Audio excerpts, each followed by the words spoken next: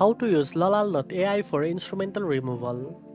First of all, open your web browser and go to the official website by typing Lalal.ai in the address bar.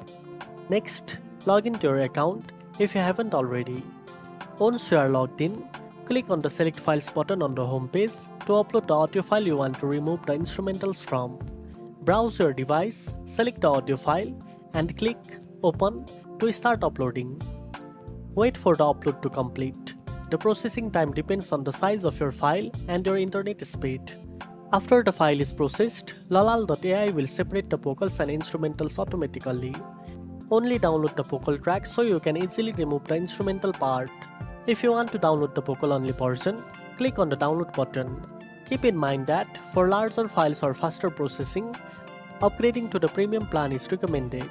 And that's it. Now you know how to use Lalal.ai for instrumental removal.